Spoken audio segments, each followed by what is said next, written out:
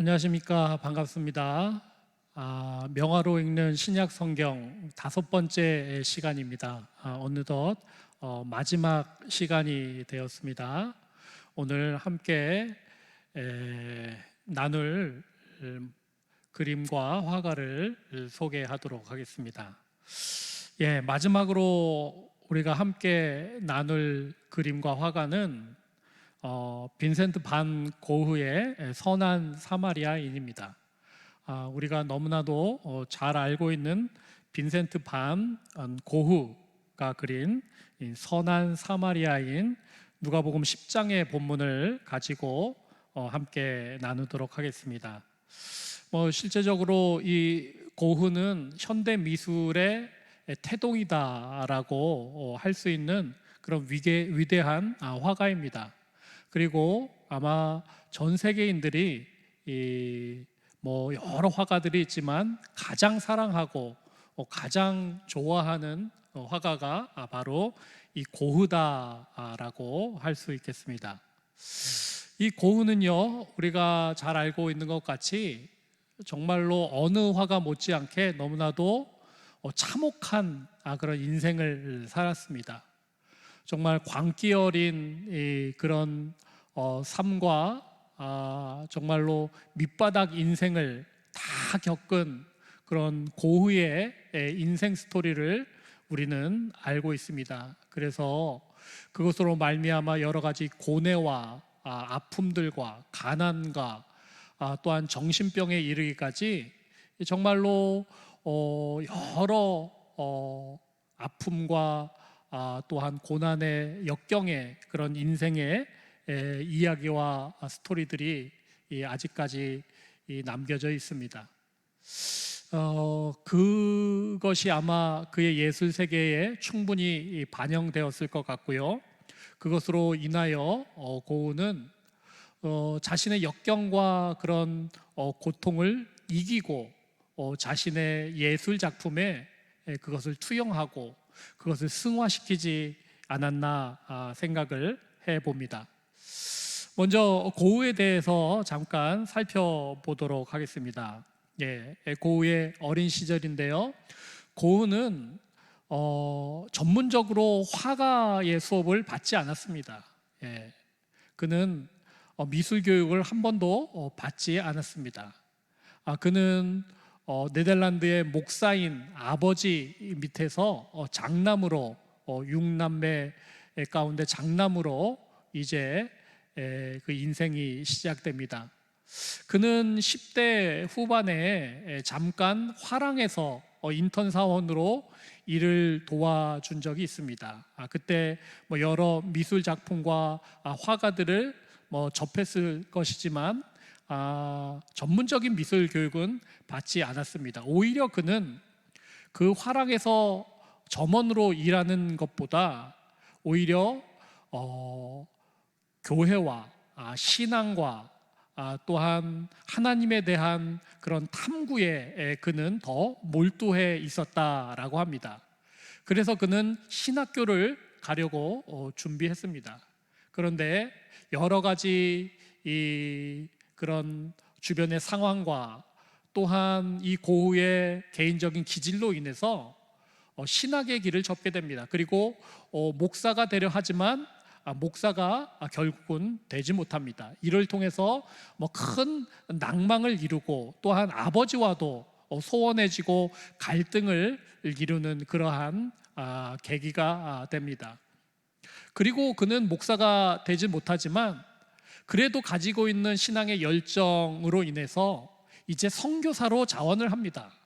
그래서 그는 벨기에의 탄광촌으로 들어가게 됩니다. 지금으로 말하면 정말 특수 선교 사역을 하게 되는 것입니다. 여러분, 그 당시에 탄광촌이 얼마나 더 열악했다라고 여러분 생각을 하십니까? 정말로 열악한 상황 가운데 그는 주저없이 뛰어들어가서 정말로 그가 가지고 있는 모든 열정과 헌신을 다하게 됩니다. 그렇지만 거기에서도 그는 인정을 받지 못하게 됩니다. 거기에서도 여러 가지 반목이 이루어지고 결국은 쫓겨나다시피 해서 그 벨기에의 탄광촌에서도 쫓겨나게 되는 그러한 비참한 일들이 벌어지게 됩니다. 이렇게 신학도 좌절되고 목사도 좌절되고 선교 사역의 일도 좌절한 그는 어려서부터 관심이 있었던 이제 예술가의 길을 걷기로 작정을 합니다. 그래서 그는 예술가의 길을 걸으려고 그 당시에 예술의 중심지였던 이제 파리에 가서 여러 견문을 넓히고 또한 그림을 배우기 시작합니다. 예. 그가 아무것도 가진 것이 없었고 또한 그를 후원하는 자가 없었지만 그의 동생 중에 테오라는 동생이 있었습니다. 그는 형의 가진 그런 예술적인 천재성을 알고 있었고 그를 위해서 정말 헌신적으로 뒷바라지하고 후원을 해줍니다. 그래서요 이 반 고흐는 그 테오와 계속적으로 연락을 주고받습니다. 이렇게 여러 편지들이 그 동생과 주고받게 되고 그것이 지금도 아직도 고스란히 남겨져 있습니다. 이 편지에 보면은 글만이 있는 것이 아니라 그림과 스케치들이 있습니다. 그래서 정말로 자기를 후원하는 동생 테오에게 나는 이러이러한 생각을 가지고 있다. 또한 그래서 이런 그림을 그리려고 한다. 자기 신에 가지고 있는 생각과 그리려고 하는 그 대강의 이미지들과 스케치들 계속적으로 주고받습니다. 그래서 이 테오의 후원과 또한 그의 뒷바라지와 이런 오가는 여러 가지 서신들 속에서 이 빈센트 반 고흐의 예술 세계는 더욱더 넓혀져 가게 됩니다.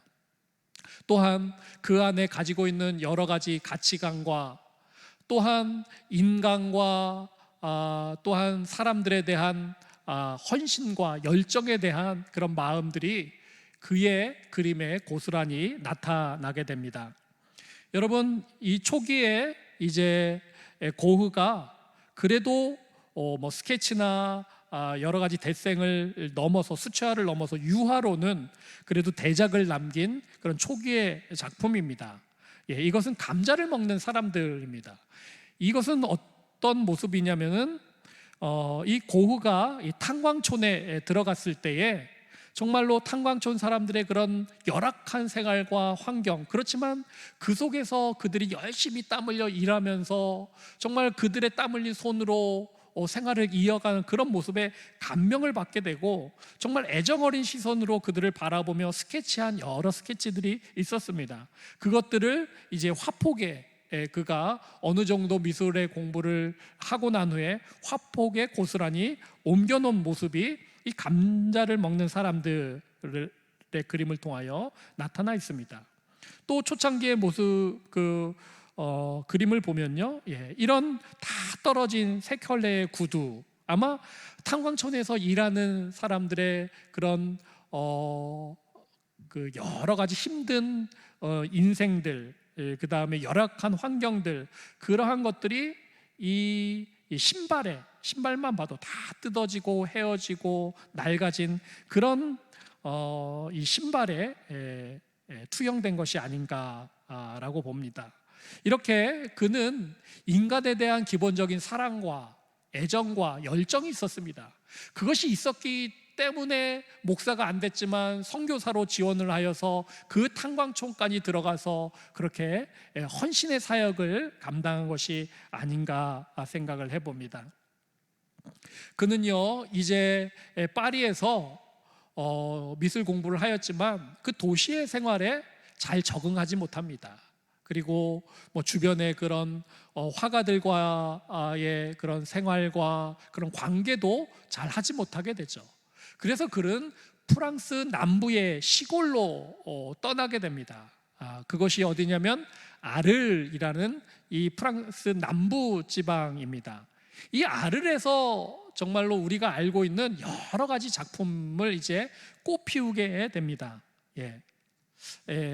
밤에 카페 테라스라는 작품인데요, 이 아르에서 그가 바라보는 그런 풍경과 그런 모습들이 정말로 담겨져 있습니다.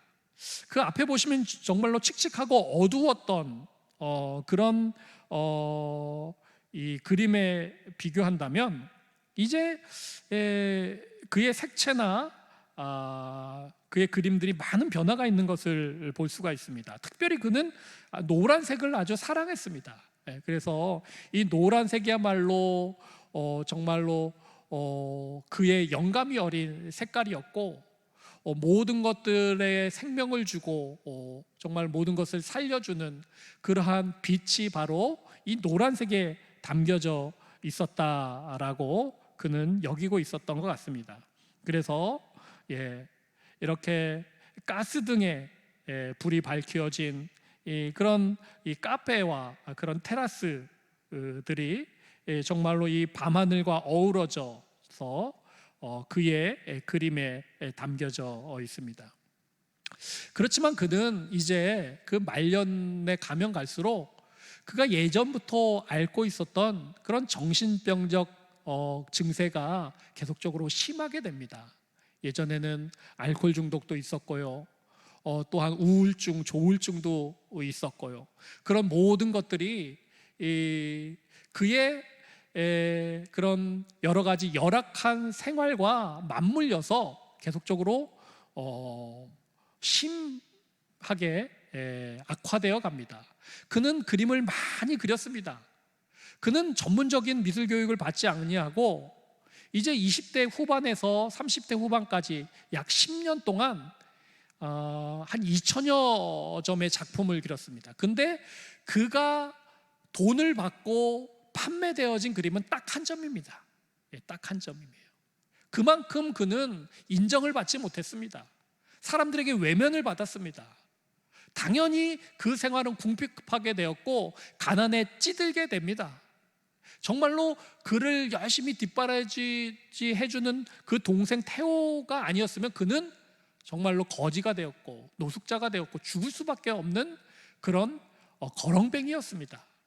이런 모든 것들이 정말 그의 정신적인 아픔과 맞닿아서 그는 갈수록 그런 증세가 악화되게 됩니다.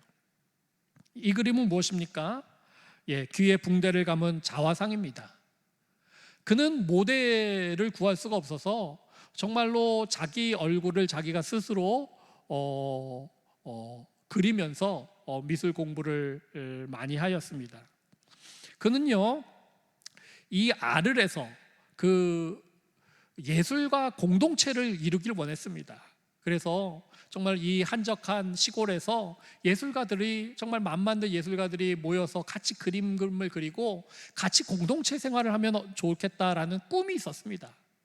그래서 정말로 그 꿈을 이루려고 그 당시 그와 그래도 연이 있었던 고갱을 그의 거처가 있는 아르르로 초대를 합니다. 그래서 여기서 나와 함께 살자.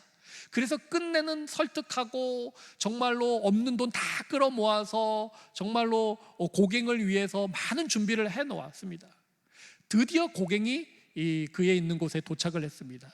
그래서 정말 꿈에 그리던 그렇게 친구를 얻게 되고 거기서 정말 그가 바라던 공동체 생활을 하였지만 정말로 이 특출난 예술가 두 명이 같이 살기에는 너무나 정말로 힘겨웠던 그런 생활이 이어졌습니다. 그래서 계속적으로 싸우게 되고요, 갈등하게 되고 끝내는 그렇게 말리고 말렸던 고갱이 고호의 곁을 떠나게 됩니다. 그 충격으로 인해서 그는 자신의 귀를 자르는 그런 돌발 행동까지 서슴없이 하게 되는 것입니다. 그래서 이 귀를 자른 후에 자신의 모습을 화폭에 담았습니다. 이런 정신적인 증세가 악화되므로 그는 스스로 이제 정신병원에 들어가게 됩니다. 그래서 이 정신병원에 말년에 있게 되는데요, 이 말년에 정신병원에 있을 때도 그는 붓을 손에서 놓지 않았습니다. 그래서 계속적으로 그 병실 안에서 자신의 예술 세계를 계속적으로 확장시켜 나가는데, 아이러니하게도 이 어디도 나갈 수 없고 창밖을 볼 수 없었던 그 정신병동 안에서 마지막에 그 예술 세계는 정말로 찬란하게 꽃피우게 됩니다. 여러분, 이 세계인들이 제일 사랑하는 화가가 바로 이 고흐였는데요. 이 고흐의 작품에서도 가장 사랑하는 작품이 어떤 작품이겠습니까? 뭐 해바라기도 있을 테고 뭐 여러 가지도 있겠지만 바로 이 작품입니다. 예, 여러분 뭐 너무나도 많이 보셨죠. 별이 빛나는 밤. 예. 이것이 1890년에 그가 죽기 전에 1889년에 정말로 그가 갇혀 있는 정신병동에서 그린 작품입니다. 한번 보십시오. 예. 저기 아래 교회의 첨탑이 보이고요. 그리고 나무가 하늘을 향하여 그렇게 가지를 뻗고 있고요. 구름과 별빛이 정말로 생동감 있게 아주 역동적으로 물결치고 빛나고 있는 모습들을 볼 수가 있습니다. 이것이 혹자들은 그가 가지고 있는 정신병적 광기로 말미암아 만들어진 작품이다라고 하지만, 이 고흐는 이런 모든 자신의 정신병과 그런 기질과 광기와 고통과 그런 울분들을 승화시키고 그것들을 이겨내고 붓을 들고 끝까지 그린 그림, 그래서 그 모든 역경과 고난을 이겨낸 것이 바로 이 고흐의 작품이다라는 미술 평론가들의 설명이고 해석이 있습니다. 자, 그러면은요, 이제 이렇게 그는 말년에 정신병동과 또한 이 정신병원에서 퇴원하여서 요양을 하고, 말년에 그는 권총으로 스스로 생을 마감합니다. 이것에 대해서도 아주 좀 의견이 분분합니다. 우리가 알고 있는 것은 광기로 인해서 자살을 했다라고 알고 있는데요, 글쎄 타살이다라는 의견도 있고, 그리고 광기에 의해서 그런 것이 아니라 이 정신병원에서 모든 것이 다 치료를 받고 자신의 인생과 또한 자기 동생에게 주는 여러 가지 부담감과 자책감으로 인하여 오히려 그가 정신이 맑아졌을 때 그러한 선택을 하였다라는 그러한 설명도 있습니다. 무엇이 진실인지는 알지 못하지만 그는 끝내 이제 정신병원에서 나와서 이제 생을 마감하는 그런 시간에 이르게 됩니다. 그 시간에 그린 작품이 또 있습니다. 그것이 무엇이냐면 바로 성화입니다. 성경화이죠. 그는 10여 년의 짧은 작품 생활을 해왔지만 그는 성화를 그리지 않았습니다. 그런데 이제 마지막 한 1여년, 마지막 죽기 전에 그는 성화 3작품을 남기게 됩니다. 선한 사마리아인이 그 중에 한 작품이지만 나머지 2작품도 우리 이 시간 함께 살펴보도록 하겠습니다. 그가 마지막에 붙든 것이 바로 성화라는 것이 그가 처음에 시작한 그 목사로서의 인생의 그런 꿈, 그리고 선교 사역들, 그것과 어떻게 보면 맞닿아 있지 않나 생각을 합니다. 어떤 작품이었습니까? 예, 피에타라는 작품입니다. 그래서 예수님의 어머니 마리아와 십자가에서 돌아가신 예수님의 그런 모습입니다. 예, 이것은 나사로의 부활이라는 작품입니다. 그리하여서 여기 나사로가 있고요, 그의 형제 자매들이 있습니다. 그리고 마지막에 있는 작품이 오늘 우리가 살펴보는 선한 사마리아인이라는 작품입니다. 이 3작품이 그의 인생 끝에 그가 이 마음의 여러 가지 아픔과 상처와 또한 그런 증세와 병에 시달려면서까지도 붓을 놓지 않고 그렸던 작품이다라고 할 수 있습니다. 자, 먼저 피에타 이 작품은요, 이 세 작품이 공통적인 것은 다 모사 작품입니다. 모사 작품. 모사 작품은 무엇이냐면은 자기가 존경하고 닮고 싶었던 화가들의 작품을 똑같이 그려낸 작품입니다. 예. 뭐 똑같이 그렸다라고 하지만 자신의 그런 가치관과 예술 세계와 감정과 하고 싶은 메시지가 나름적으로는 표현되어 있는 작품들이 된 것입니다.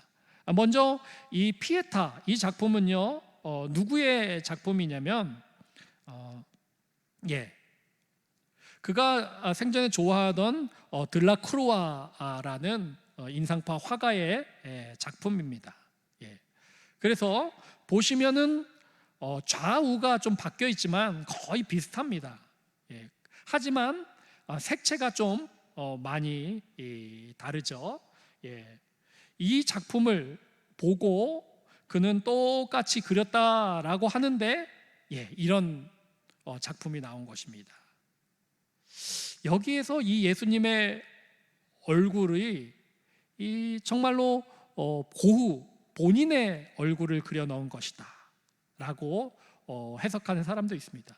그가 사랑하는 노란 빛이 저기 멀리서 지금 비추어지고 있습니다. 빨간 겉옷을 두르지 않았지만 파란색과 노란색이 조화를 이루면서 정말로 그 예수님의 모습과 또한 이와 함께 있는 어머니 마리아의 모습이 이렇게 담겨져 있습니다. 그리고 다음 작품은 어떤 작품이었습니까? 바로 나사로의 부활이라는 작품이었죠. 자, 먼저 이 고흐가 따라 그린 작품은 바로 이 렘브란트입니다. 그가 정말 사랑하고 존경하고 정말로 끊임없이 연구한 렘브란트. 이 1632년에 렘브란트가 똑같이 이 나사로의 부활을 모티브로 해서 그림을 그렸습니다. 여기 예수님이 중앙에 크게 나와 있죠. 그리고 이 나사로가 이제 일어나는 장면, 옆에 있는 사람들이 놀라고 환호하는 장면이 이렇게 담겨져 있습니다. 그런데요, 이 고흐는 이것을 보고 똑같이 따라 그린 것이 아니라 이런 그림으로 표현을 했습니다. 자, 여기서 보시면요, 가장 큰 특징은 무엇입니까? 예수님이 없다라는 것입니다. 여기 중앙에 크게 예수님이 자리하고 있지만 예수님이 없습니다. 예수님을 생략했습니다. 예수님 대신에 이 둥그런 태양이 뜨고 있습니다. 해가 뜨고 있습니다. 오히려 예수님을 그려넣지 않았지만 예수님을 상징으로 하는 노란색과 생명의 근원이라고 할 수 있는 그런 태양이 뜨는 장면을 그는 그려놓았던 것입니다. 여기 보시면 나사로가 또 이 고흐의 얼굴을 닮은 것 같습니다. 이제 나사로가 그 빛을 받아서 이제 생명을 얻게 되는, 그리고 나사로의 그런 형제 자매들의 모습들이 담겨져 있습니다. 자, 그리고 우리가 마지막으로 살펴볼 작품은 오늘의 주제 작품인데요, 바로 선한 사마리아인입니다. 이 선한 사마리아인도 그 전에 계속적으로 화가들이 많이 그렸던 작품인데요, 특별히 그가 좋아하고 사랑하던 렘브란트의 그림에 많은 영감을 얻었다라고 합니다. 렘브란트의 그림을 먼저 보시면요, 이것은 선한 사마리아인이 이제 여인숙에 데리고 와서 여인숙 주인에게 잘 돌봐달라라고 하는 그러한 장면인 것 같습니다. 이것 말고도 렘브란트가 그린 이 판화가 있었는데요, 보시면은 이런 판화가 있습니다. 이것도 마찬가지의 장면을 렘브란트가 그린 것 같습니다. 근데 여러분 여기서 잘 보시면 개 한 마리가 있죠. 이 개 한 마리가 지금 뭐를 하고 있습니까? 변을 넣고 있습니다. 참 풍자적인 그림입니다. 그 당시에 사마리아인이라고 하면 개다라고 여겨졌습니다. 그 사마리아인과 개를 어떻게 보면 같이 상징하는 것으로 그림 한 켠에 놓았습니다. 하지만 개가 부끄러워하지도 아니하고 정말로 변을 자연스럽게 느는 모습에서 정말로 그 당시에 여러 가지 종교적인 또 권위와 체면과 그런 것들을 꼬집고 비웃는 그런 렘브란트의 작품이 바로 선한 사마리아인 이 작품입니다. 그리고 이 선한 사마리아인은 아까 우리가 살펴봤던 그런 화가인데요. 이 화가의 작품을 그대로 따라한 것입니다. 자, 이 작품입니다. 정말 많이 닮아 있습니다. 그가 좋아하는 들라크루아라는 화가가 그린 이 작품입니다. 그는 앞에 피에타에서도 있었던 것 같이 이 빨간색을 좋아했는지 이 빨간색 옷을 입고 있는 선한 사마리아인을 그려 넣었습니다. 여기에는 누가 보이죠? 아마 레위인, 그 다음에 제사장인 것 같습니다. 정말로 힘을 다하여 자기가 가지고 있는 모든 힘을 다하여 이제 이 쓰러진 사마리아인을 들쳐업는 그런 이 사마리아인, 그러니까 이 쓰러져 있고 강도 만난 그 이웃을 치료하려고 말에 태우는 그런 사마리아인을 그려 넣은 것 같습니다. 자, 이 들라크루아의 작품을 그대로 모사해 놓았는데요. 바로 이 작품이 이제 탄생하게 된 것입니다. 이것도 좌우가 좀 바뀌어 있습니다. 하지만 그가 좋아하는 이제 노란색이 많이 사용된 것들을 볼 수가 있습니다. 정말로 그를 들쳐업고 정말로 이 강도 맞는 자와 이 사마리아인이 그 어깨를 나란히 하면서 정말 온 힘을 다하여서 이제 그를 치료하기 위해서 나귀에 태우는 그러한 장면들. 그렇지만 여기 보시면 작은 사람이 하나 있죠. 그리고 또 멀어져 가는 사람이 있죠. 앞서 사마리아인을